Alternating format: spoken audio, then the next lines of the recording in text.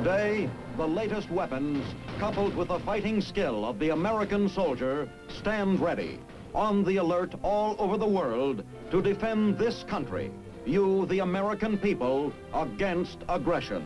This is The Big Picture, an official television report to the nation from the United States Army. Now, to show you part of the big picture, here is Sergeant Stuart Queen. With the coming of atomic weapons to the battlefield, armies as we have heretofore known them have been rendered obsolete and inadequate. They must be considered a thing of the past. Old ideas are giving way to the onslaught of new capabilities, and out of the experimentation is being forged the new army, an atomic army, bringing with it new concepts and fantastic weapons with which to fulfill its peacetime objective, a maximum capability to deter war. This week, The Big Picture presents a report to the nation on this new army taking shape and the accomplishments that are making it possible.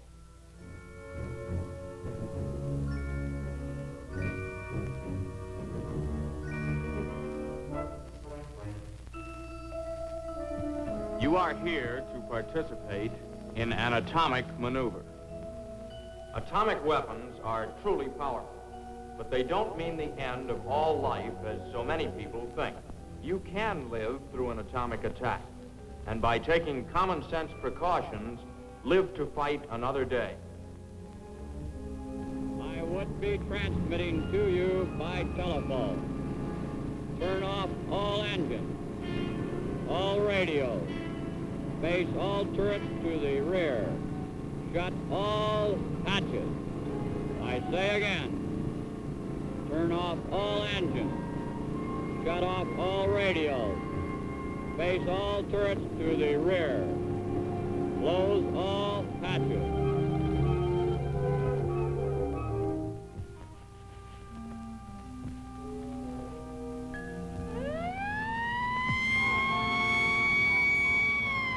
All personnel kneel down in the trenches.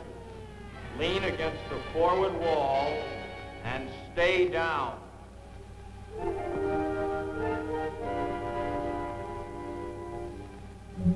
Minus 1 minute.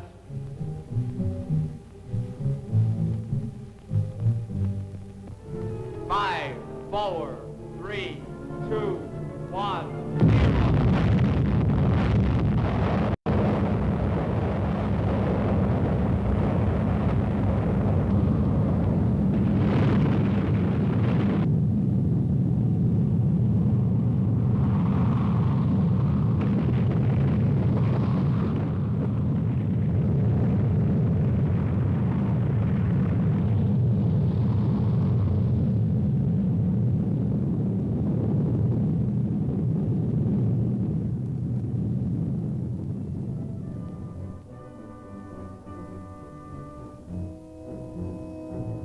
Ever mindful of its continuing responsibility for readiness, the Army today can emerge on the atomic battlefield as a superbly trained fighting force, equipped and ready to meet any form of aggression.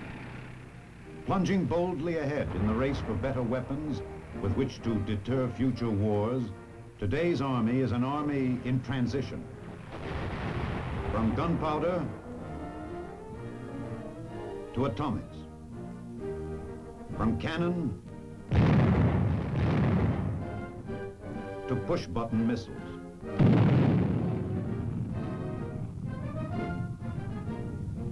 And from shoe leather to flying platforms. Gravely aware of the remarkable advances of our potential enemies, the Army has in the past year been gearing itself for maximum capability. With scientists and men of industry, our Army has been developing weapons hitherto only dreamed of. But new weapons have meant new concepts and tactics. No longer can war be waged in the ways of the past alone.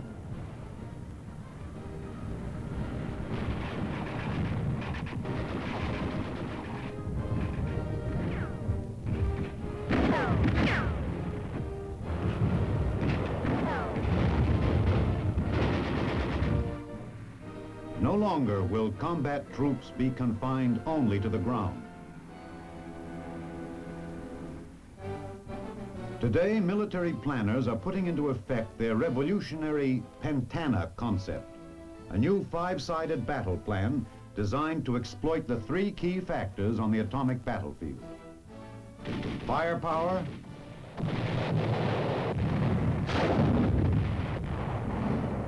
mobility,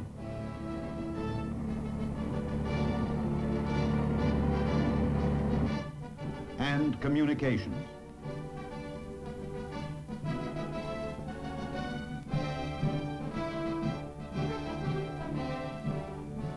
To fully develop the Pentana battle plan, the Army has reorganized one of its most heroic fighting units, the famed 101st Airborne, to become its first truly atomic age division. Kneeling in prayer, these elite of the nation's paratroopers remember the glorious traditions they must now carry on. Some of them are veterans of the famed Screaming Eagles of World War II, black-faced devils on D-Day -1, ready for a history-making rendezvous with destiny.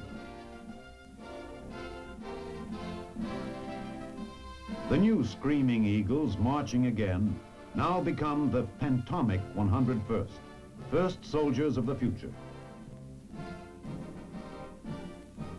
Supporting atomic divisions like the 101st will be our arsenal of rockets and guided missiles, weapons no longer dreamed of, but now in tactical use.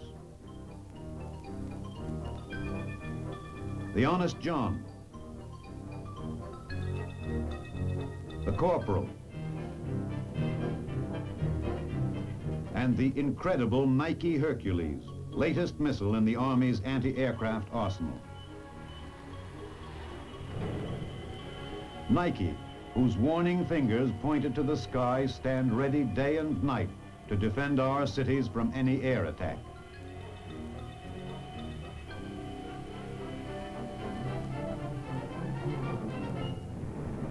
An unidentified plane is picked up by radar and plotted by a Nike battalion outside one of our major cities.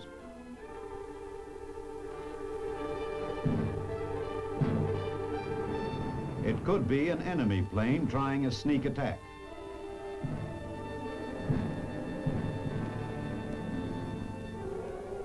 Calmly, and with the cold detachment of this electronic age, the command goes out: intercept.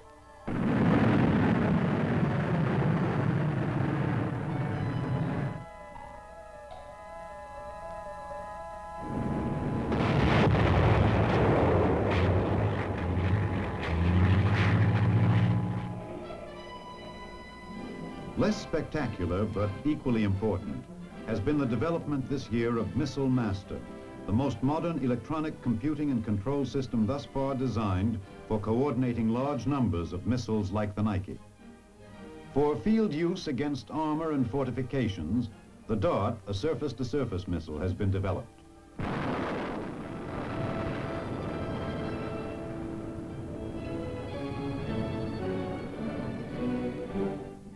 And in the Honest John, a free-flight rocket which is fired like an artillery piece, commanders have an all-weather atomic weapon with greater mobility than conventional artillery.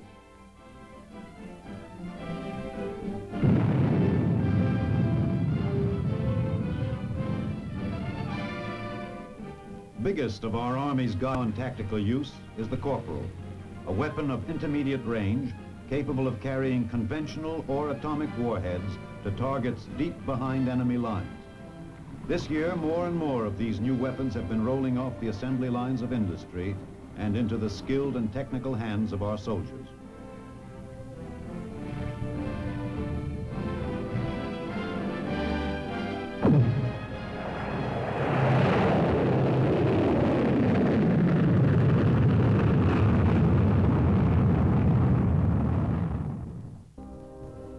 Meanwhile, the never-ending research and development goes on, forging even more fantastic missiles for the armies of tomorrow and the day after.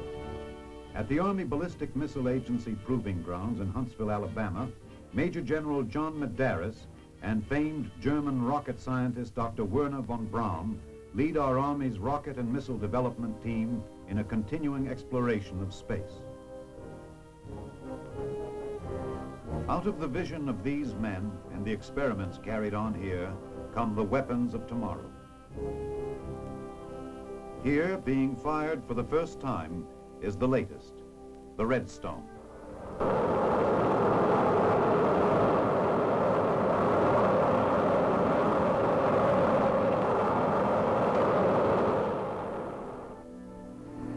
But as well as maximum firepower, the atomic army must have mobility to survive. And to achieve it, commanders are turning more and more to the air. Combat action in a nuclear war will be fluid.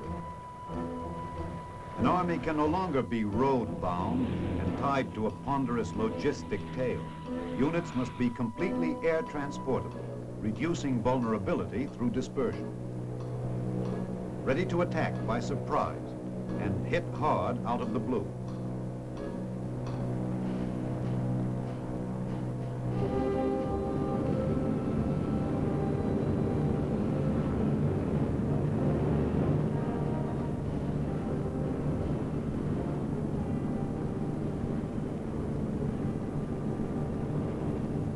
With them, out of the skies, must come their weapons and equipment, jeeps and tanks and guns.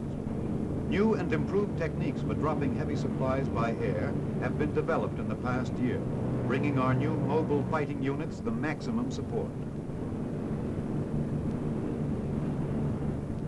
On land, the airborne shock troops quickly reform and man their weapons to become rapid-moving strike forces, joining up with other combat teams until they are an army, striking out fast and hard.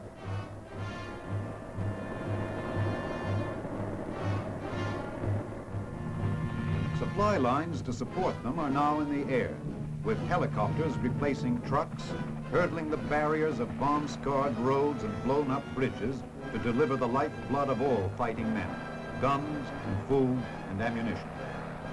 To meet the need for even greater mobility, the Army is experimenting with the Aerocycle, a one-man flying platform capable of carrying a fully equipped soldier at 40 miles an hour. The Jet Jeep, another one-man helicopter, is also under study, testing the possibilities of the future and demonstrating the maneuverability that is coming to Army aircraft. Leaving no avenue of experimentation unexplored in its drive for more versatile aircraft, the Army this year tested the converter plane, a vertical takeoff and landing aircraft of radical design, and continued to develop even bigger and better heavy-lift cargo helicopters to handle the movement of men and machines. The role of the light Army plane in combat and reconnaissance grows larger too, as battlefields widen and deepen and the need for communications over rapidly changing terrain increases. Communications, never more important than now under the new Pentana concept, have kept pace with technological achievements. At the Signal Corps laboratories at Fort Monmouth, New Jersey, smaller and better equipment is constantly being developed and tested to take its place in the network of nerves which make up our signal system. The wrist radio, long the dream of comic book detectives, is now a reality with an Army role. Other new items are this helmet radio with its built-in microphone, specially designed for rifle squads. A tiny transistor to replace the old vacuum tube. Smaller capacitors. A better teletype machine. And a handy talkie set which has a 1-mile range. Most revolutionary development in communications, perhaps, is the tactical use of television. The television cameraman, a new technician to the battlefield, records the fortunes and fluctuations of the fighting as it happens and carries back to the commander an on-the-spot view of the battlefield. For reconnaissance behind enemy lines, TV takes to the air, enabling a commander to get a bird's-eye view of any enemy buildup. If reconnaissance by air isn't possible, a remotely controlled television tank can be called into action. An officer sitting in a control van at the front line can direct the unoccupied tank at a switch of a button and a television camera in its turret slowly turns to give a complete panoramic view of the enemy's lines. Building up its support weapons, the Army introduced recently the new M56, a high-powered self-propelled weapon with both anti-tank and assault gun capabilities. Mounted on a tracked chassis, it is made of lightweight metals and can accompany airborne forces anywhere. Taking its place with the rest of our armored support weapons, it adds still more power to the frightening wall of fire which supports our fighting men.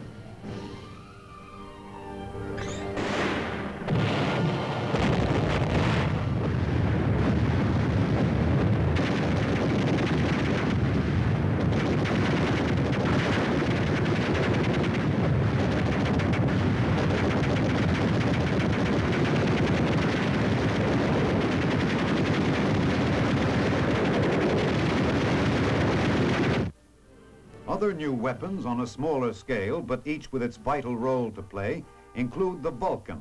A modern-day version of the old multi-barreled Gatling gun, named for the god of fire. By day or night, the Vulcan is a rapid-fire weapon of terrible power. Outperforming all its heavier predecessors is the new lightweight machine gun, which can be fired from the shoulder, from the hip, or from a newly developed bipod. A new anti-tank weapon is the 106mm recoilless rifle. It has improved accuracy and armor-piercing capability and now joins the Army's growing arsenal of small but deadly weapons.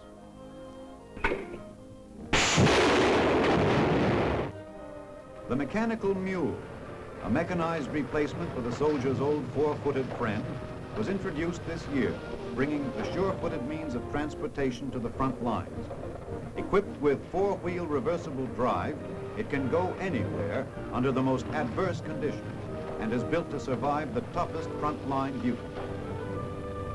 Fulfilling a vital role in battlefield transportation, the mechanical mule now retires in glory its stubborn but much-loved friend, Francis.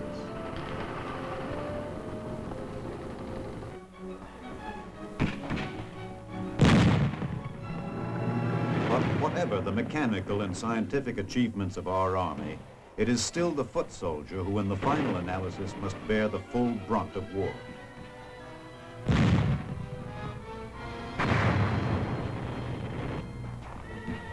Man has yet to invent a machine with courage, and while the electronic brain has come to the battlefield, still it must rest with the foot soldier to suffer the hardships, to survive and take the land. Behind the American soldier today is the greatest research and development program in military history.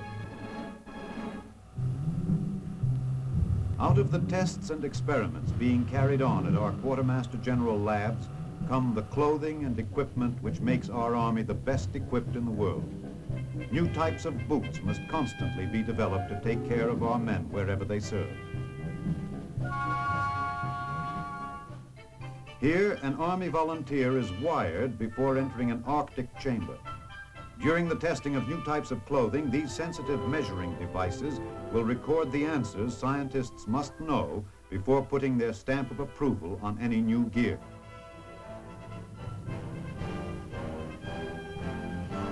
What is the soldier's heartbeat, sweat loss, oxygen consumption?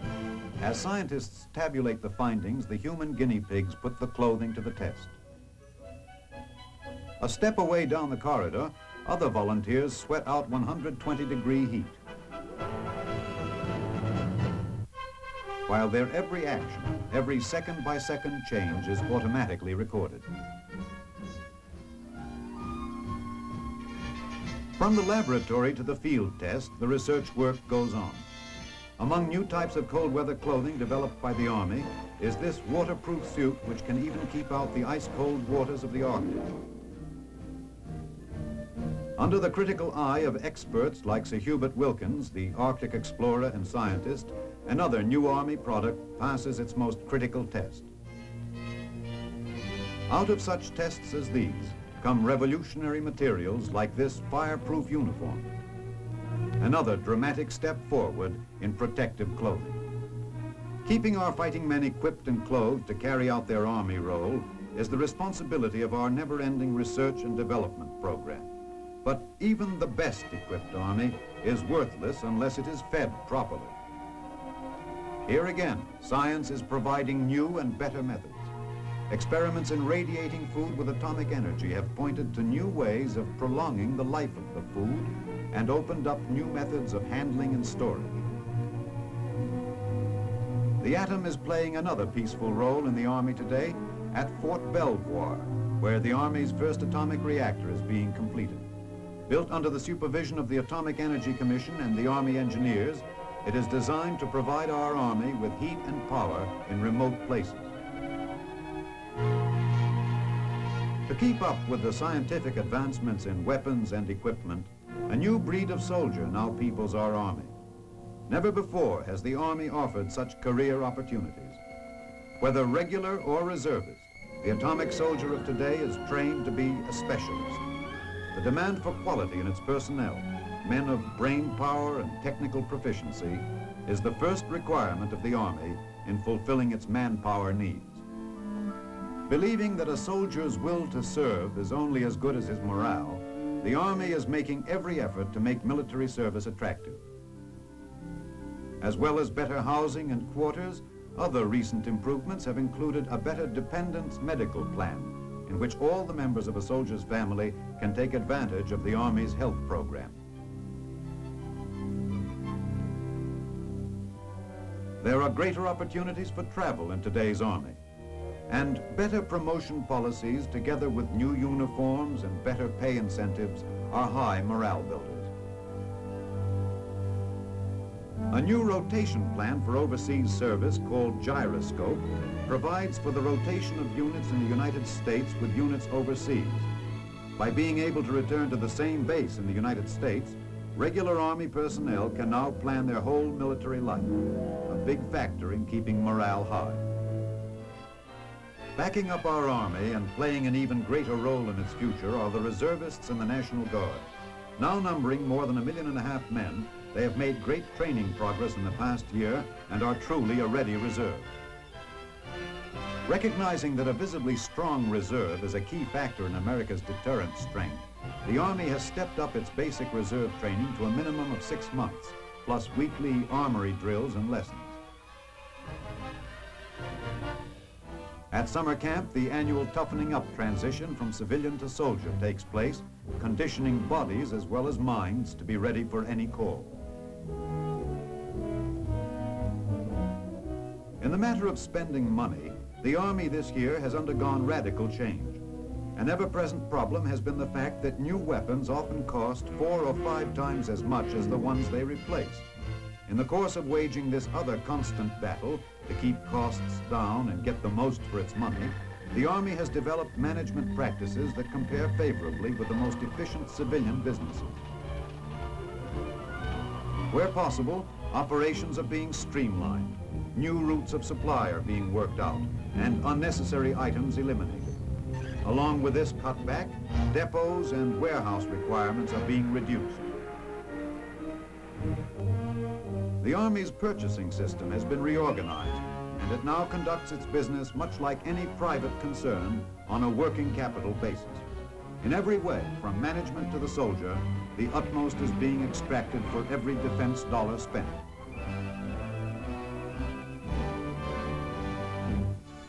This, then, is the Army of today, an Army standing guard on the ramparts of freedom across the world. In Alaska, learning the ways of war in the snow. At the top of the world, helping to build our listening posts along the dew line. Supporting NATO and the free nations of Europe. And in Southeast Asia, helping people unfamiliar with the weapons of a modern world. It is an Army in transition, streamlining old concepts, boldly developing the new to meet the present fantastic demands of atomic warfare. Today, the American nation stands ready to defend itself with an army never more superbly trained or equipped in its history. Daily, the barriers of space and speed are being broken. Weapons and the ways of war are in revolution.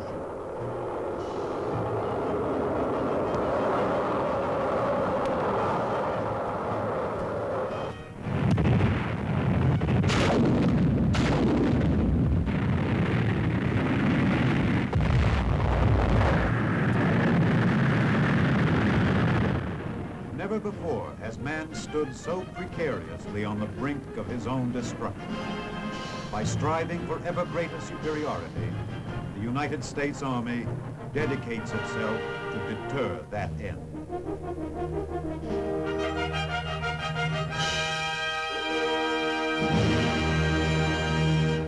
As you have just seen, this has been a truly significant year for the Army.